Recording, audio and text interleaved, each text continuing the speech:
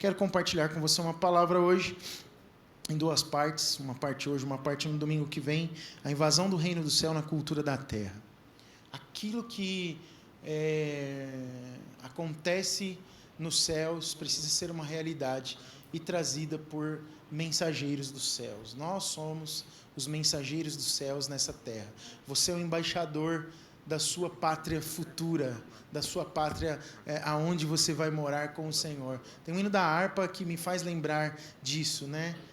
Ó pátria muito feliz, em ti eu irei morar. Um dia nós estaremos lá, porque a nossa pátria é o céu. Nós estamos aqui como mensageiros, como embaixadores do céu. Portanto, o que nos governa são as leis do céu, é a graça permanente do céu, é a glória poderosa do céu que deve nos governar na terra, mesmo em tempo de dificuldades, né? E nós vivemos dias desafiadores, dias de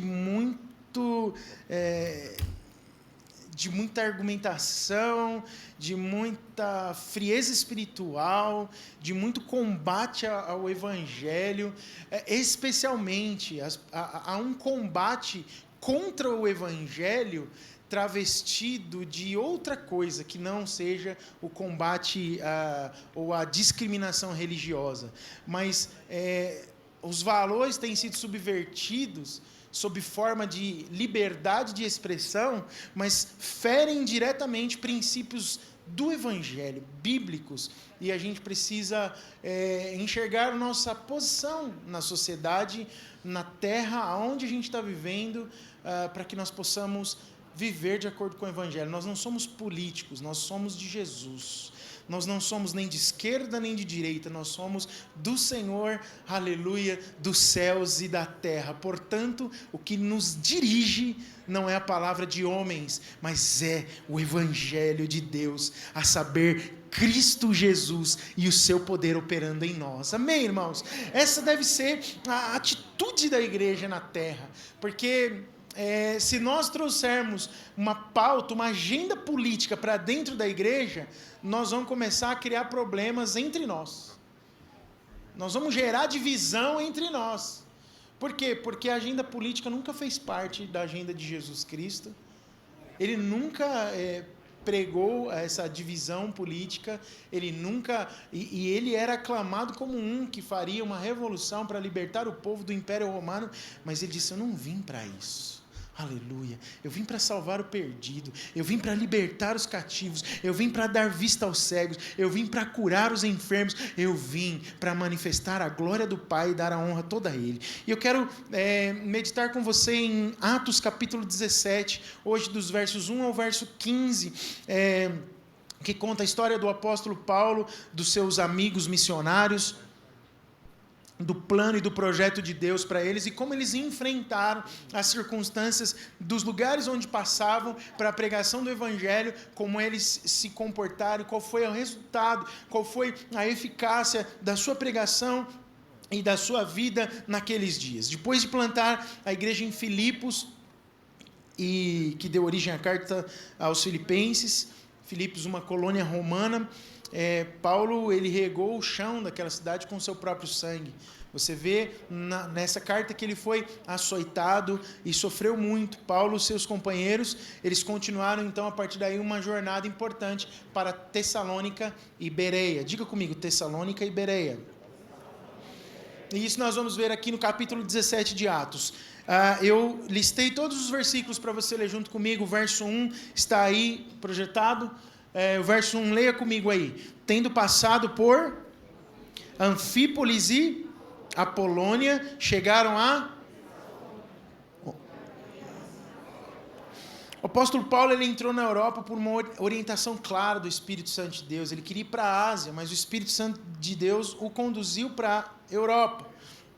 Ele não só conduzido pelo Espírito, mas era um homem de estratégia, um homem usado por Deus, um homem sábio, e ele teve discernimento para fazer as melhores escolhas e para conduzir aquela obra missionária naquele continente, da forma como ele conduziu, pelos lugares onde passou, tudo guiado pelo Senhor.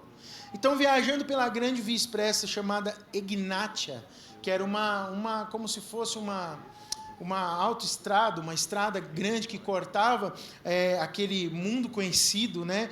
Era uma das mais importantes estradas do Império Romano. Ele passa por várias cidades macedônicas, né? Como essas duas que nós vimos no versículo 1, Anfípolis e Apolônia. Mas ele concentra o trabalho dele aonde? Em Tessalônica. Tessalônica era a capital da província, onde havia uma sinagoga judaica. Então lá tinha um lugar onde tinha gente que ele sabia bem o idioma, ele sabia bem o que falar, sabia bem como conduzir e como pregar o evangelho. E ele sabia que se Tessalônica fosse alcançada, o evangelho poderia irradiar-se dali para as outras regiões.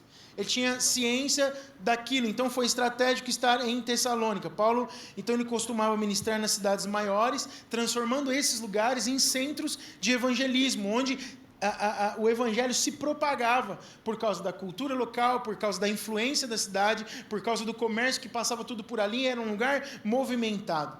A capital da Macedônia, então, Tessalônica, era uma cidade estratégica, dentro daquele propósito que ele tinha de evangelizar.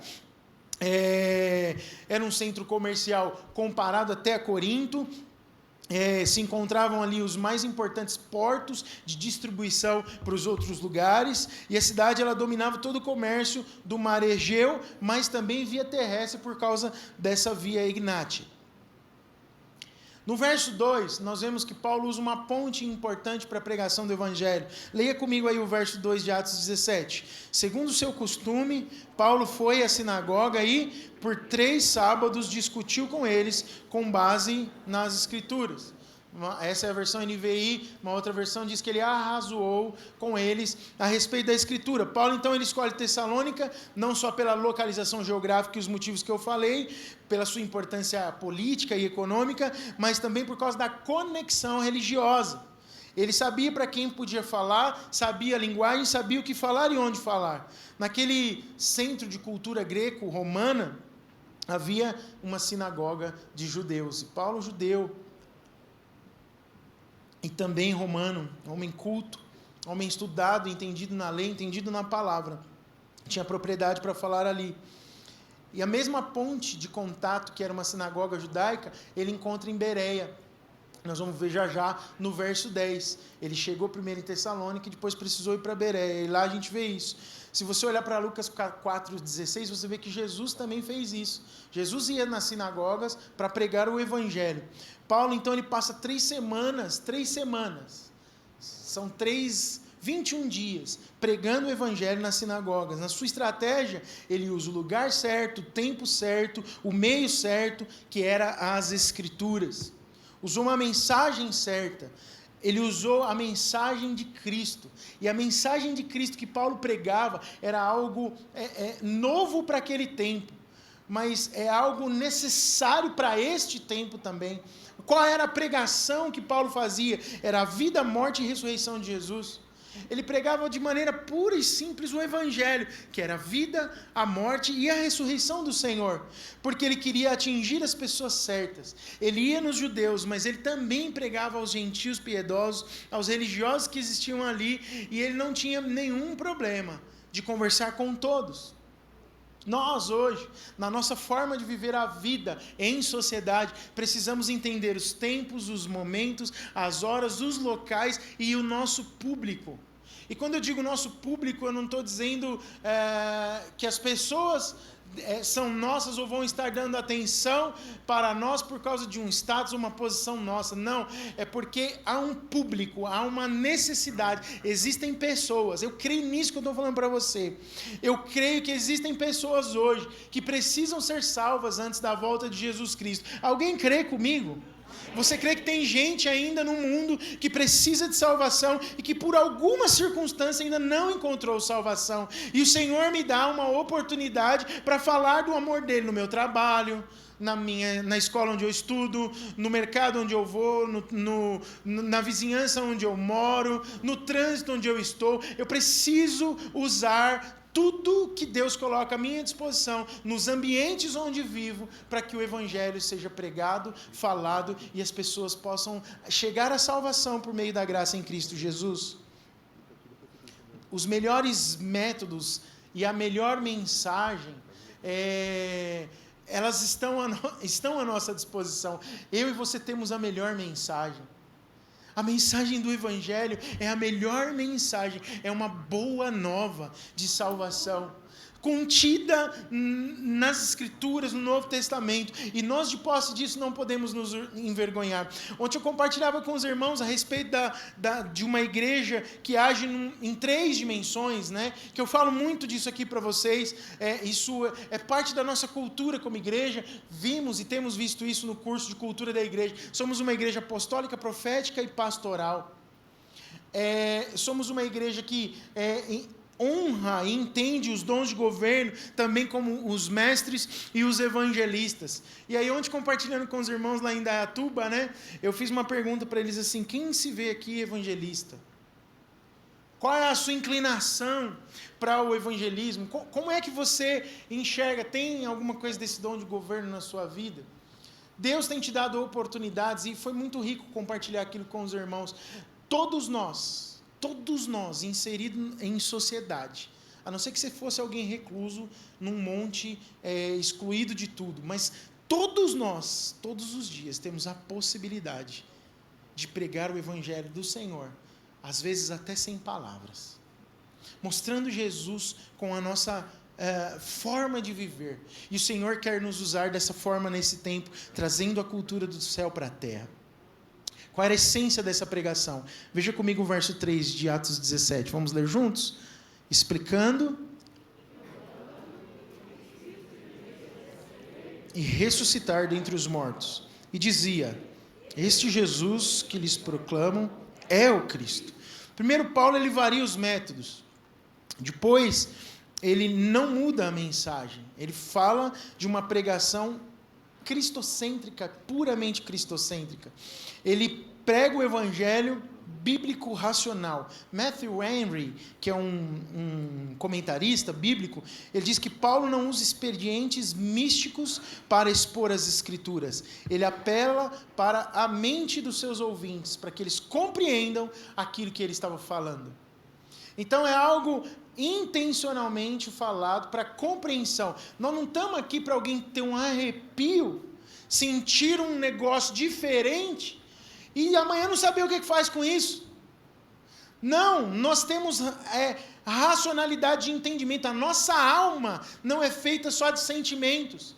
Embora eles estejam lá, as emoções fazem parte, mas existe um negócio chamado mente, para a compreensão daquilo que sobe do Espírito, aleluia, e nos atinge em cheio, e nos faz compreender quem é o Cristo. E ele estava pregando sobre isso, o Cristo de Deus. Jesus não era só uma história, não era só um texto histórico, mas era o Cristo real para a salvação de suas vidas. Ele então fala diretamente às pessoas para entendimento. Ele identifica e ele faz meu Deus, não vem a palavra aqui, mente agora. Ele faz o merge, a conexão, perfeito. A conexão entre o Jesus histórico, o Cristo e o Cristo das Escrituras. Isso que aconteceu com Paulo. Com Pedro, quando diante de Jesus, ele tem a revelação e fala: olha, tu és o Cristo, porque Jesus está perguntando: quem dizem que eu sou? E aí uns falaram: olha, Senhor, uns dizem que o Senhor é Elias, outros dizem que o Senhor é um profeta, e muitos pensavam que Jesus talvez fosse só um revolucionário. Esse é um Jesus histórico. Quantas vezes a gente ouve isso? Esse é um tempo de ouvir muito sobre isso. Jesus foi um homem que mudou uma sociedade, por meio do que ele fez, a sociedade mudou. Então ele foi um Jesus social. Não, mas Pedro tem revelação, ao que Jesus responde a ele: uau, não foi carne nem sangue que te revelou, porque Pedro disse: o Senhor é o Cristo, o Filho do Deus vivo. E Paulo estava falando sobre isso. Esse Jesus histórico, dito nas Escrituras, que passou pela terra, que caminhou, que foi aguardado pelos judeus, que não o receberam, e esteve entre nós. Este foi o Cristo de Deus enviado. Então, a pregação, ela precisava entrar na mente de forma a ser compreendida. E 4 verbos descrevem a pregação dele na sinagoga em Tessalônica. Ele primeiro arrazoou, depois ele expôs, depois ele demonstrou e depois ele anunciou. O arrazoamento é aquela coisa de perguntas e respostas. Ele permitiu as pessoas o questionarem. As pessoas têm questionamentos para fazer para você. E você precisa ter a palavra do Evangelho na sua boca para falar daquilo que Deus é e de quem Ele realmente é. Ele expôs. O que é expor? É explicar o conteúdo. Você sabe explicar Jesus para alguém? Ele expôs, ele explicou o conteúdo. Ele demonstrou que Jesus era de fato o Messias. Ele falava... O termo demonstrar aqui significa paratiteme, que significa colocar lado a lado e apresentar evidências. Você consegue apresentar evidências para as pessoas de que Jesus é o Messias? Nós precisamos ter isso. Crente não é alguém alienado, sem cultura, pobrezinho, que não sabe o que falar. Não, nós somos detentores de uma mensagem poderosa, que tem racionalidade sim, mas que age muitas vezes além dessa racionalidade humana, mostrando também o poder, mas ela é real, por isso explicável. Nós não somos um bando de gente alienada. Não, a minha fé tem explicação. E é o Messias, é o Cristo de Deus que veio à terra para morrer por mim e me dar salvação. Não sou menor do que ninguém por isso.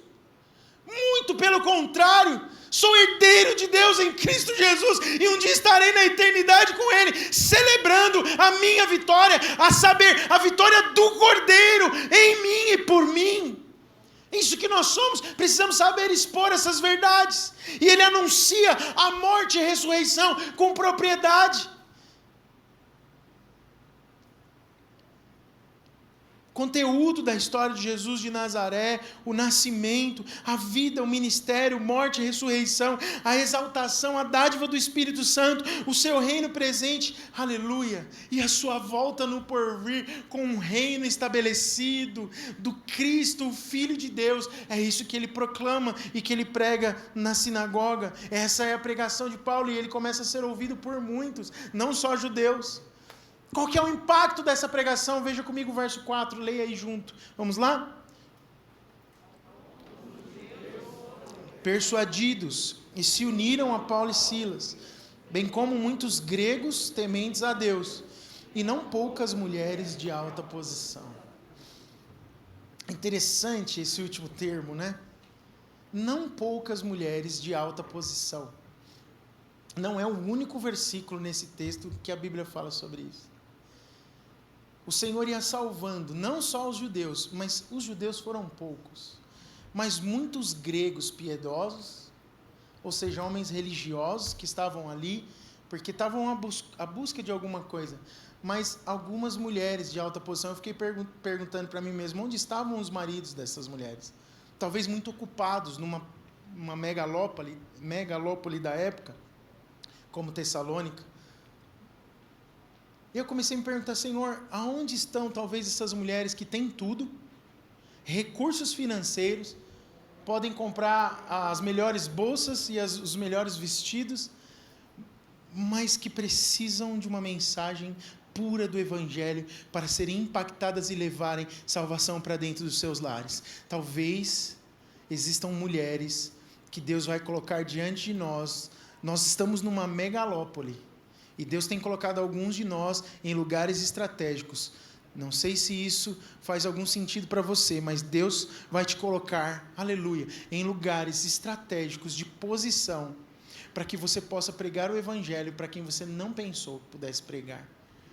Se Deus usou José na prisão, como prisioneiro, para influenciar um copeiro, para que isso depois pudesse fazer diferença em todo um reino, Deus pode usar você, e você não precisa ser o diretor da empresa. Você pode ser aquele que serve o café, aquela que faz a limpeza, aquele que está ali. Mas a oportunidade de falar com propriedade do Evangelho pode ser a sua sinagoga, no seu ambiente de trabalho ou na casa de alguém que o Senhor vai te colocar para falar do amor de Deus. Isso é poderoso, irmãos. Isso é poderoso. Isso muda a história de cidades. Deus quer fazer isso na igreja nesses dias. Nós não podemos nos acovardar. A pregação de Paulo, então, em Tessalônica, ela é eficaz. Você vê lá em 1 Tessalonicenses 1,5, que os judeus convertidos foi de um número pequeno, mas uma grande multidão de gregos piedosos recebem a Cristo com mulheres distintas, de alta posição, convencidas pelo discurso, pela pregação de Paulo e de Silas. Paulo não estava sozinho, importante falar disso. Os convertidos eles saíram desses grupos distintos. Em apenas 3 semanas, a gente ouve de uma pequena multidão convertida ao Senhor. 3 semanas de pregação, de poder, de vida de Deus. Ele precisou, em alguns momentos, estando ali, trabalhar com as próprias mãos. A Bíblia fala que ele teve que trabalhar para poder pagar o seu sustento, para viver a vida. Ele estava na vida do trabalho, do dia a dia. O apóstolo Paulo, ele não parou. Ele não ficou de tempo integral sentado no gabinete da sinagoga. Ele se envolveu com as pessoas, ele precisou ir trabalhar, mas ele ia lá pregar o evangelho enquanto fazia tudo que era necessário ser feito para a sua subsistência. Por que a pregação de Paulo, então, ela teve tanto sucesso em Tessalônica? Ele distingue 3 características fundamentais, né, na sua pregação. Primeiro, centrada na palavra de Deus, no evangelho. Eu já falei disso, ele prega o evangelho puro, era uma pregação que tinha poder. Além de ser centrada no evangelho, tinha poder naquilo que ele falava. Paulo, nas suas palavras, pregava com poder. Pregava aos ouvidos, mas também pregava aos olhos. Atingia a mente e o entendimento das pessoas, mas mostrava para as pessoas o poder de Deus por meio daquilo que ele estava falando. Falava e demonstrava. Hoje a gente escuta muitos discursos, mas não vemos vida. Não vemos a comprovação do discurso. Falta integridade. Tem trovões, mas não tem chuva. Parece que é só o prenúncio, mas não vira realidade. Tem palavras, mas não tem demonstração do Espírito Santo. O que fazia diferença na pregação do apóstolo Paulo, além de mostrar o entendimento daquilo que era o Evangelho, era o poder de Deus que fluía por meio das suas palavras. O que vai atrair as pessoas a nós, irmãos, o que vai atrair as pessoas a mim e a você, é essa demonstração do Espírito Santo por meio do seu poder. Comece amando as pessoas. Comece mostrando o poder de Deus por meio do amor de Deus. Era uma pregação que ela era marcada por uma profunda convicção. Por que foi eficiente, então, a pregação em Tessalônica de Paulo? Talvez essa seja uma receita bíblica para nós pregarmos com convicção, sem aquela coisa de preocupação com o resultado. Mas, primeiro, pregamos o evangelho puro. Segundo, nós temos poder e podemos demonstrar o poder do Espírito em nós. Terceiro, tem convicção. Nós precisamos ser convictos daquilo que falamos. A pregação do apóstolo Paulo e dos seus discípulos e dos seus companheiros missionários, ela era autenticada pela própria vida. Eles viam isso na vida dele. Ele era provido. Ele tinha os recursos que ele precisava para comer, para vestir, para ir aonde precisava ir. Mas quando precisava orar pelo enfermo e ser curado, ele orava e havia cura. Quando ele precisava orar para que o poder de Deus viesse, pessoas eram batizadas com o Espírito Santo, eram cheios do Espírito e falavam em línguas. O poder de Deus era visto na vida dele. Ele não pregava sobre banalidades ou pontos que possam te fazer ou te levar a algum lugar só. Ele pregava sobre vida. Mas ele foi resistido na sua pregação. Lê comigo o verso 5 e o verso 6. Vamos lá? Mas os judeus ficaram com inveja. Reuniram alguns homens perversos dentre os desocupados e com a multidão invadiram a casa de Jason em busca de Paulo e Silas, a fim de trazê-los para o meio da multidão. Contudo, não os achando, arrastaram Jason e alguns outros irmãos para diante dos oficiais da cidade, gritando: esses homens têm causado alvoroço por todo o mundo, agora chegaram aqui. A pregação do evangelho seguramente vai sofrer oposição, porque existem valores claros do evangelho. Essa semana tem uma polêmica no ar, né? Com um vídeo propaganda do Burger King. Quem viu isso aí? Levanta a mão. Levanta a mão, deixa eu ver quem viu mesmo. Os irmãos estão antenados nas redes sociais aí, né?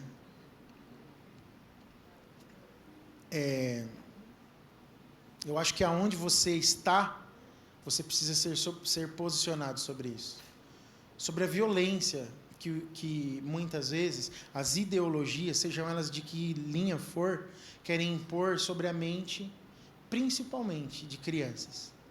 Antônio Gramsci, que foi um comunista de mão cheia e muito inteligente, o italiano, ele percebeu que era por meio da influência na mente das crianças que ele disseminaria algo que ia perdurar por gerações, porque você vai na formação.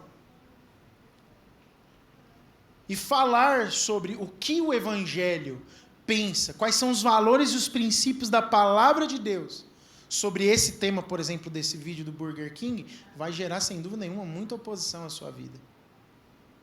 Frontal. Frontal. Não acho que está distante, de fato, de pastores serem presos por causa de pregar sobre isso. Eu acho que o tempo se aproxima. Aliás, processados já tem muitos, tendo que responder em juízo, porque se opõem frontalmente àquilo que é contra o Evangelho. Quando eu digo para você que nós não devemos ter uma posição política, mas sim a favor do Evangelho, pode ser que alguma posição a favor do Evangelho seja contra a política de alguém. E aí as pessoas vão te tratar de maneira política. Acompanhe comigo o texto.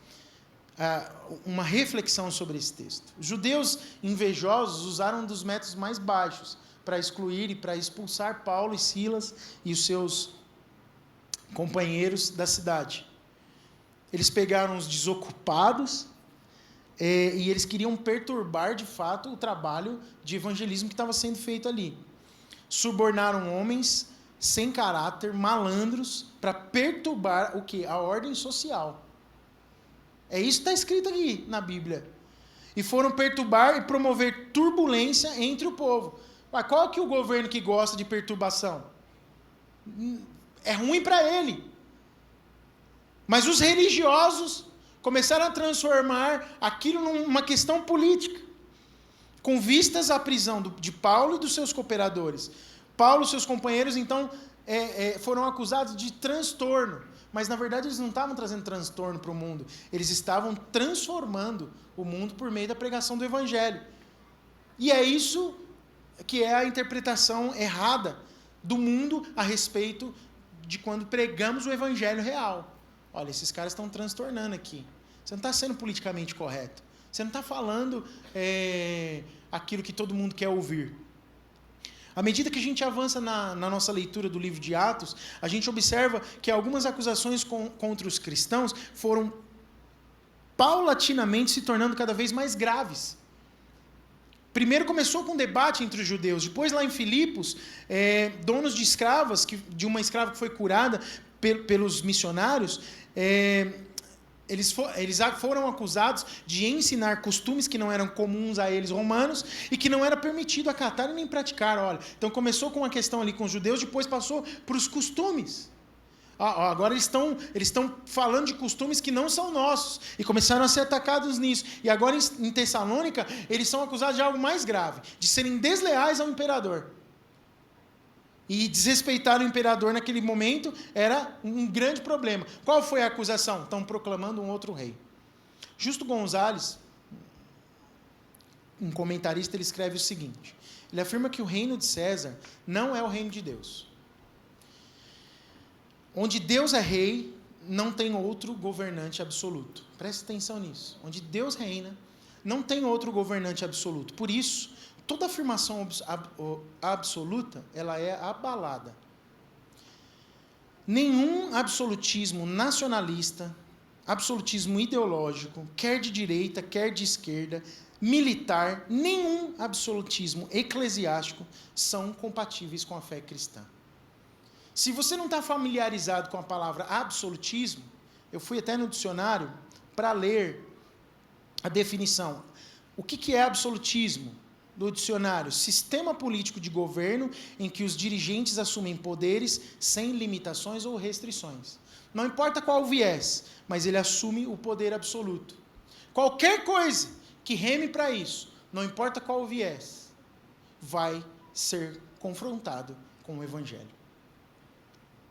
Se a gente prega fielmente a mensagem do Evangelho, a gente também vai ser acusado de agir contra os decretos do mundo atual.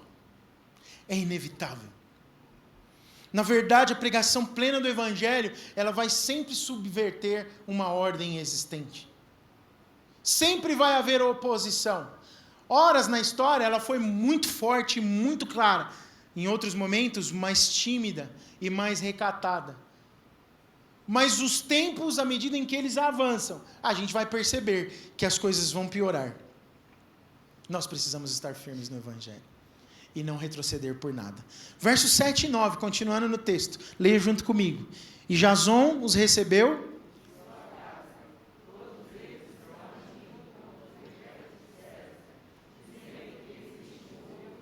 chamado Jesus. Ficaram agitados. E dos outros, estipulada, e os soltaram. Qual foi a acusação de Paulo e Silas? Muito séria. Eles formalizaram uma acusação política contra ele, dizendo que Paulo e seus cooperadores, eles estavam proclamando um novo rei contra César. Quando Jesus não é rei, Jesus não é o rei do Império Romano. Jesus não é o rei do Brasil. Jesus é rei. Ele é o Cristo, aquele que morreu para que eu e você pudéssemos ser salvos. A conversa era outra, mas foi distorcida. Por quê? Porque era uma forma de combater aquilo que ele estava falando. Às vezes você vai pregar o Evangelho, você vai falar do amor de Deus, e você até dentro da sua própria casa pode receber uma mensagem completamente distorcida e sofrer oposição por causa disso. O termo mundo, que é falado aqui no texto, ele foi usado pelos acusadores, ele significa oikoumene, que significa a terra habitada e conhecida.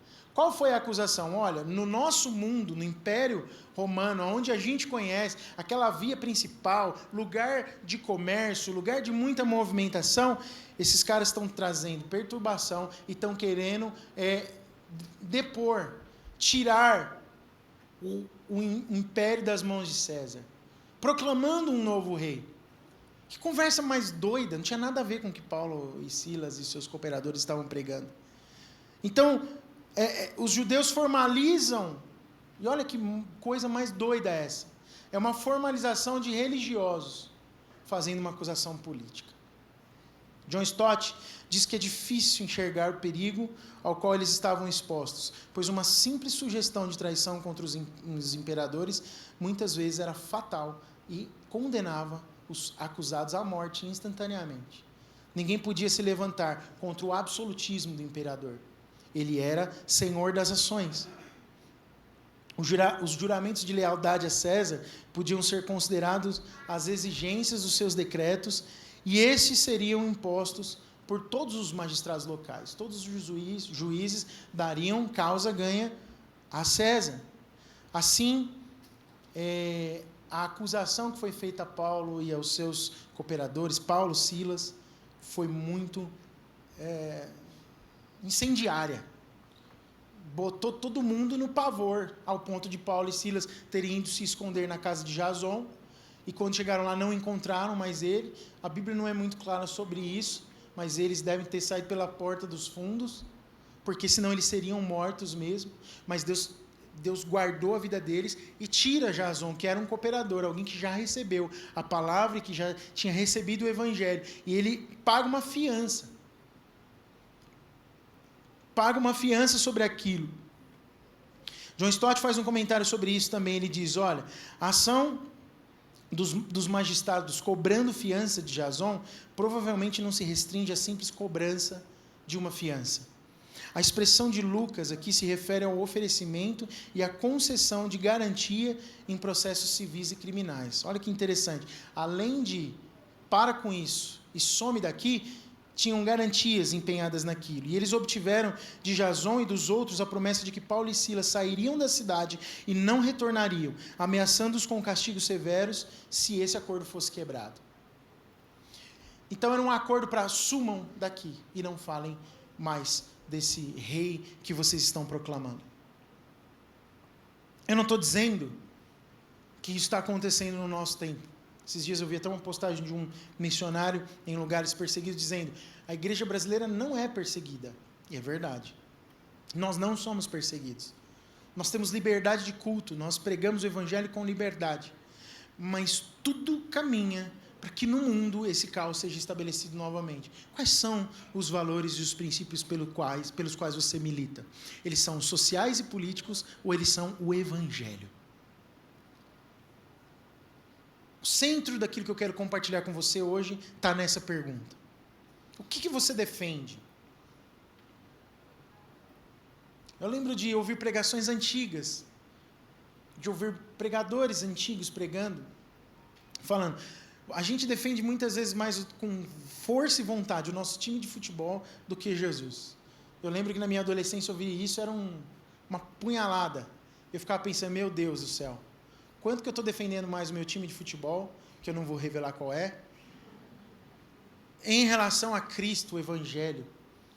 E eu lembro de discussões calorosas sobre a minha equipe favorita, mas da minha omissão também, falando do Evangelho e do amor de Deus, pelo que nós militamos.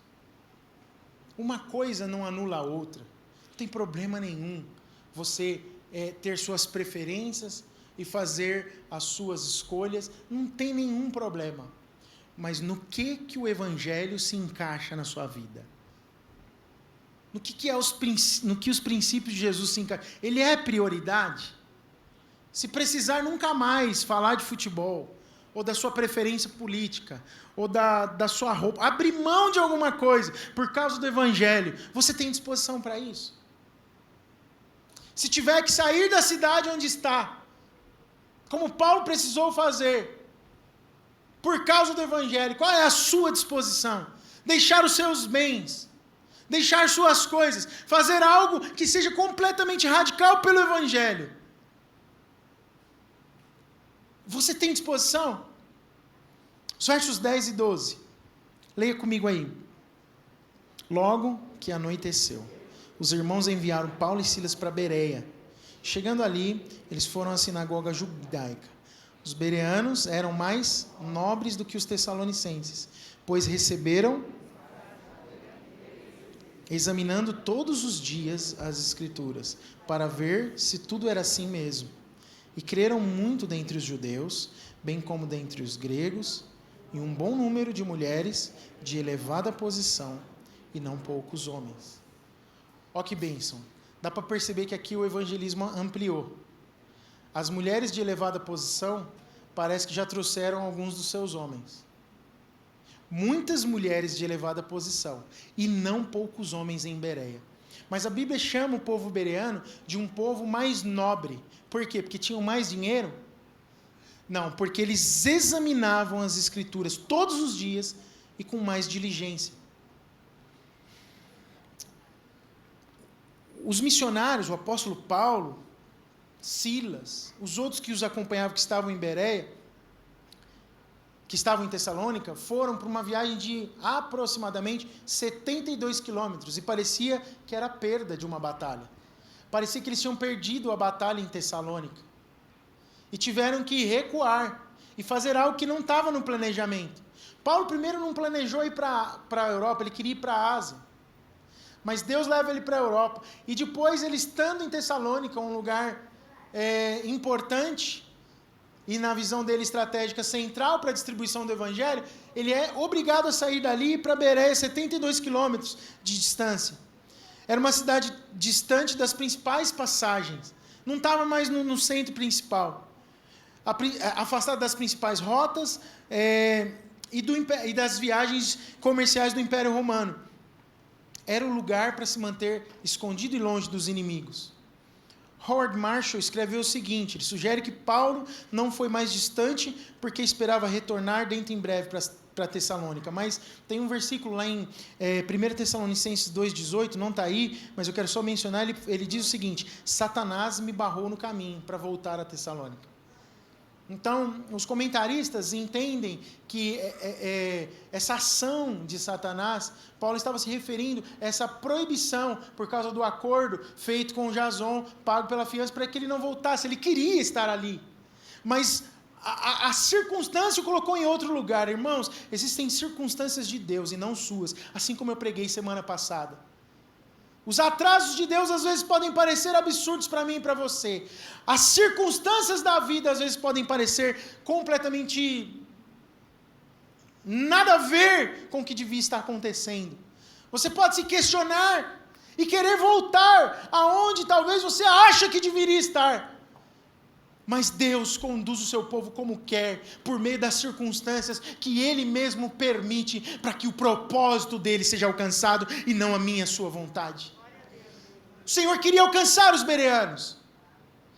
Tinha um povo ali com fome, com sede. Eles foram nobres e mais nobres que os tessalônicos, porque eles tinham fome e sede e observavam as Escrituras e aquilo que Paulo ensinava todos os dias, a Bíblia fala, todos os dias. A gente pode citar fortemente as duas razões. Eles receberam a palavra com avidez, nos versos 10 e 11. Tinham fome da palavra.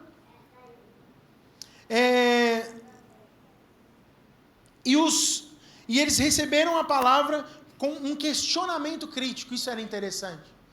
Eles perguntavam, no final do versículo que nós lemos aí.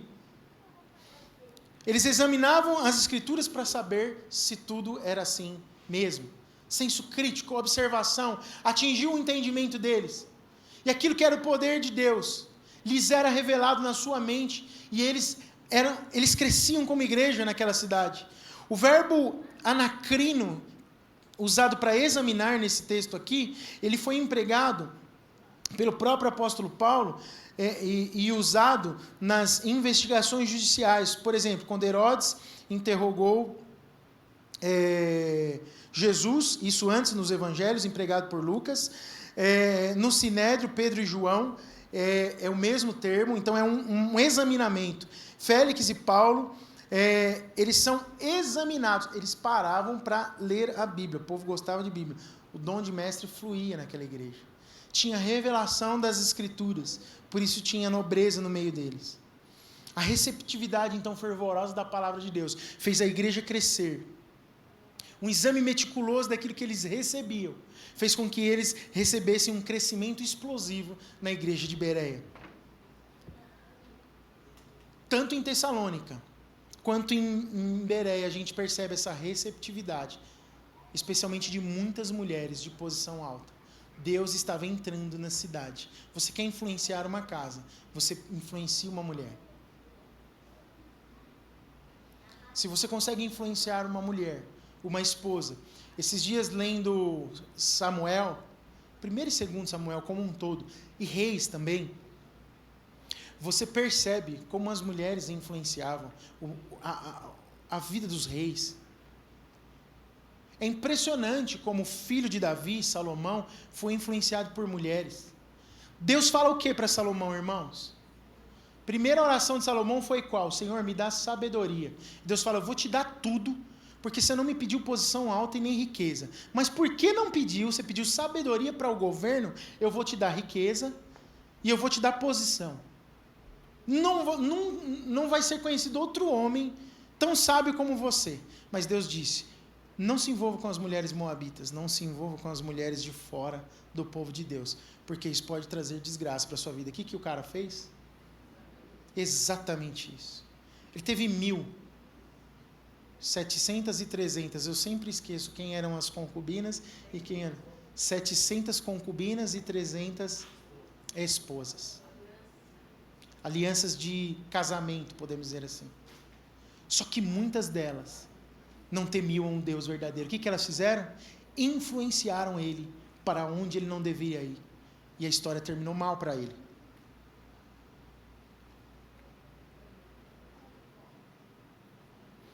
Mulheres influenciam. Mulheres, você tem um poder incrível nas suas mãos com o Evangelho. Você pode influenciar sua casa, os seus filhos. Mães, hoje em dia, são fundamentais na sociedade, mas sempre foram.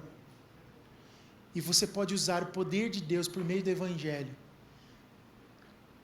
para a sua atuação, que vai impactar cidades, que vai impactar famílias, que vai mudar a história de gerações. Mas quando você não presta atenção nisso, você vai passando os dias da sua vida sem perceber o tamanho do poder de Deus na sua própria vida.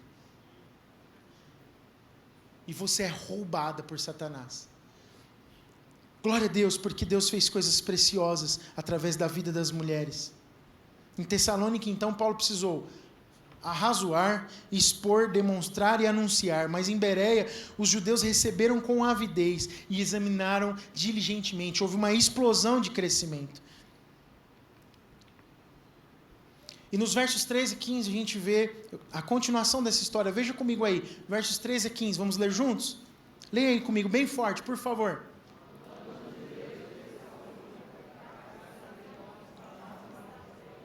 Juntos. Não, ficou separados. Vamos de novo? Quando os judeus de Tessalônica ficaram sabendo que Paulo estava, a palavra de Deus em Bereia, lê forte, dirigiram-se também para lá, agitando e alvoroçando as multidões. Imediatamente os irmãos enviaram Paulo para o litoral, mas Silas e Timóteo permaneceram em Bereia. Os homens que foram com Paulo o levaram até Atenas, partindo depois...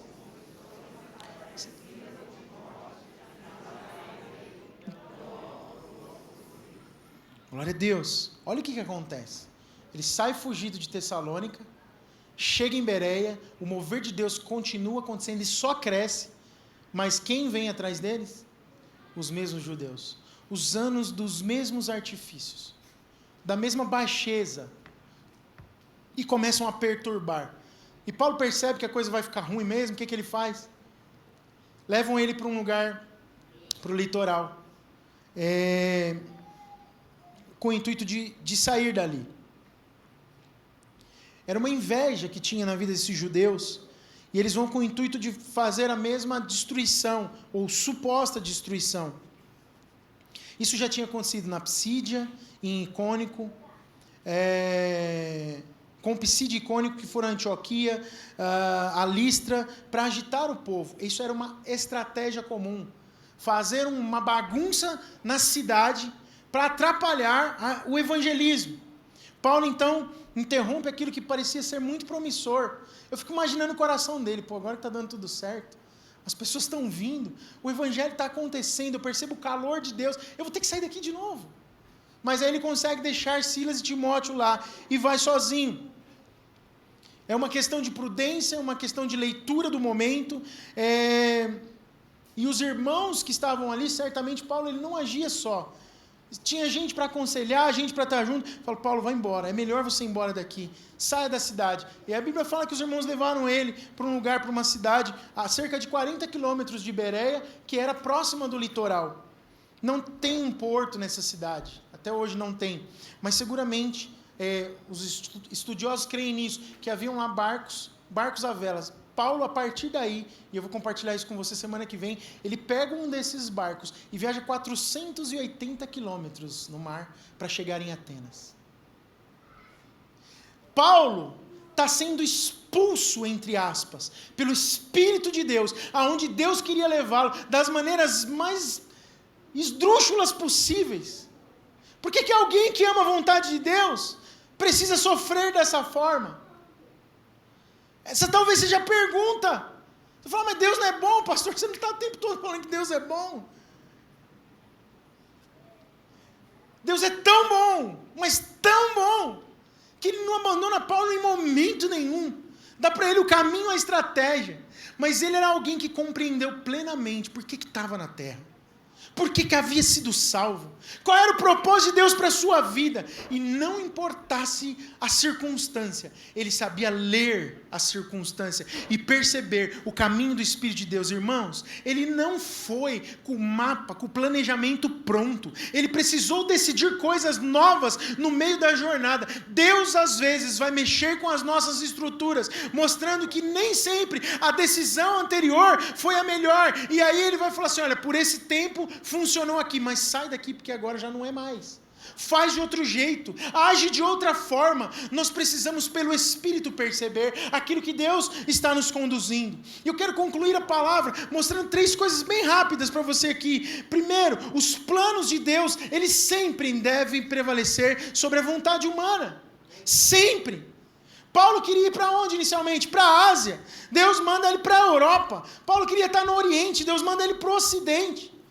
Campbell Morgan escreve o seguinte: a invasão da Europa certamente não estava na mente de Paulo, mas evidentemente estava na mente do Espírito Santo. A Europa hoje é conhecida como o berço da Reforma Protestante, com Martinho Lutero, porque o Evangelho chegou na Europa por causa de alguém que foi empurrado pelo Espírito Santo para começar a pregar em Tessalônica, no Império Romano, depois em Atenas. Alguém que não tinha planejado daquela forma, mas o tempo, a estação, o kairos, o momento e o lugar, é Deus quem define. Se Deus faz, se Deus está fazendo, vá, porque Ele vai fazer o que Ele prometeu fazer. E no centro da vontade de Deus nós somos felizes. Felizes. Paulo diz, não me lembro se foi a carta aos Filipenses, que ele aprendeu a ter contentamento em todas as circunstâncias. John Stott declara o seguinte: foi da Europa que, no seu devido tempo, o Evangelho se espalhou pelos 4 grandes continentes: África, Ásia, América do Norte, América Latina e Oceania. Eu falei pelos 4, não, pelos grandes continentes. Vamos lá, ó. África, Ásia, América do Norte, América Latina e Oceania, alcançando assim os confins da Terra. Foi a partir de lá. Você já pensou nisso? Olha que coisa maravilhosa. Irmãos, eu falei isso semana passada também. Você não tem compreensão daquela coisinha que você está fazendo hoje.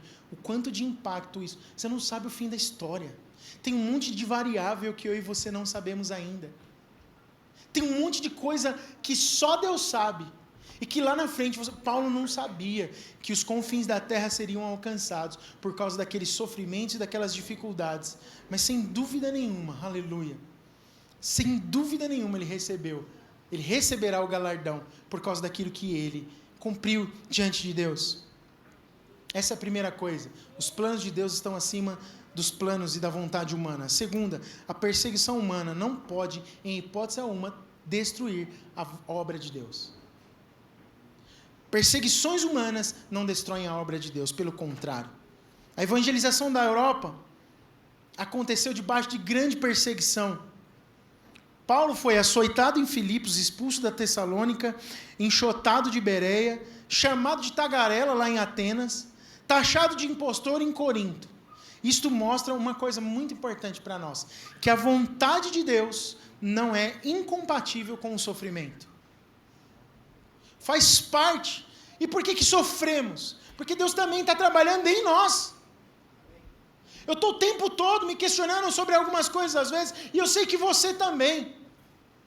Mas o amor de Deus trabalha muitas vezes para que nós possamos enxergar, diante de um sofrimento, a graça, o favor e a forma de Deus. Portanto, a vida cristã pode ser permeada assim por momentos difíceis, mas a vontade de Deus, de maneira plena, nos faz ser felizes. É a vontade de Deus que te torna feliz. Ser feliz não são momentos de alegria. Ser feliz é saber que está indo para onde Jesus quer que você vá. É fazer exatamente o que Ele planejou para você fazer. E terceiro, para terminar, quando Deus se manifesta, a igreja se fortalece de maneira rápida. Quando Deus se manifesta, a igreja é fortalecida. Por meio da pregação do Evangelho real, com manifestação de poder, proclamando a volta do Senhor e firmada nos princípios do Evangelho, essa igreja cresce porque ela tem saúde espiritual. Paulo pregou 3 sábados apenas na sinagoga de Tessalônica e foi suficiente para produzir uma revolução na cidade. Deus quer promover revoluções por meio da sua igreja nesses dias. Santas revoluções.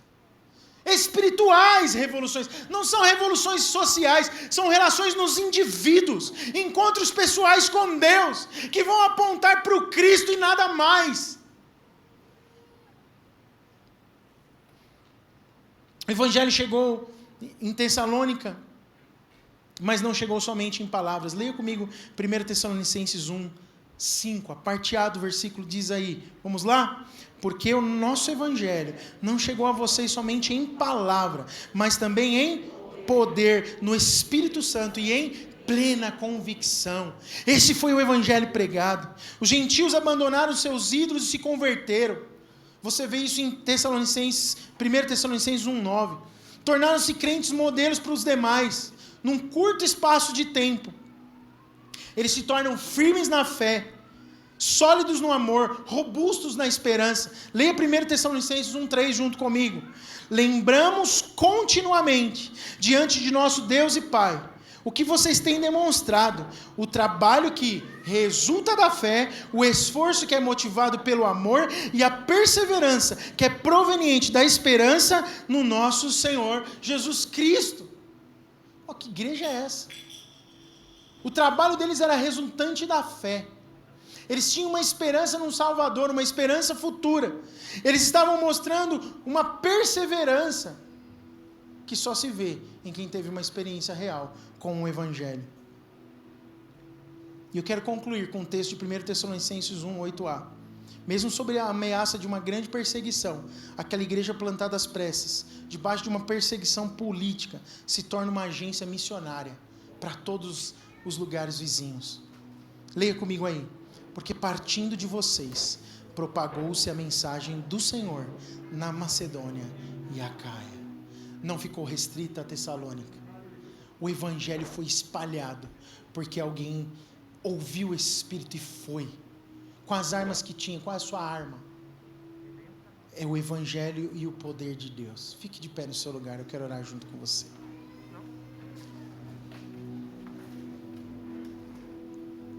Como é que você traz a cultura do céu para a terra? Com o Evangelho e com o poder de Deus. Por que com o Evangelho, pastor? Eu tenho que ficar na rua gritando, Jesus te ama, pegar um microfone, ligar na Praça da Sé e ficar gritando, Jesus te ama, Jesus te ama. Não, a sua vida precisa demonstrar os princípios do Evangelho. A sua palavra, no relacionamento pessoal que você tem com as pessoas precisam ver Jesus em nós. No nosso dia a dia, Jesus precisa ser mostrado. Precisamos sim ser piedosos, amorosos, servir as pessoas, mas precisamos ser posicionados, não politicamente, mas no Evangelho. Eu posso ter posições políticas boas para alguns e ruins para as outras, mas o único inquestionável é Cristo. Não tem questionamento no Senhor. Você acaba com a discussão quando você fala, Jesus disse isso e pensou assim. Não tem conversa, pelo menos no nosso meio, ninguém vai discutir sobre o que Jesus disse ou o que ele pensou. Quer ter paz? Fale as palavras de Jesus. Quer viver em paz?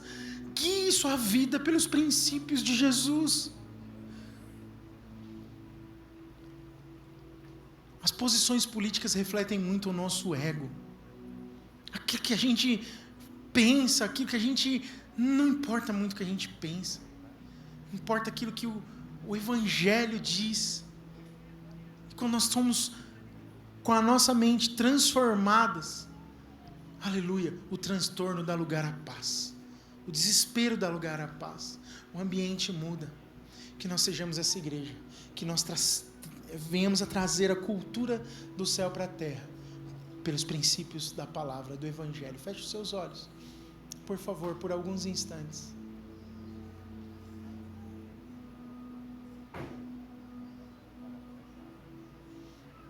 E ore junto comigo. Faça a sua oração pessoal. Fala, Senhor, diga isso para Ele. Se posicione nessa palavra, Senhor, eu quero ser, de fato, um mensageiro, um embaixador dos céus na terra. Falar o que Jesus falaria. Pensar o que Jesus pensaria, que as minhas redes sociais reflitam Jesus, que o meu comportamento reflita Jesus, que o meu amor ao próximo seja a expressão de Cristo.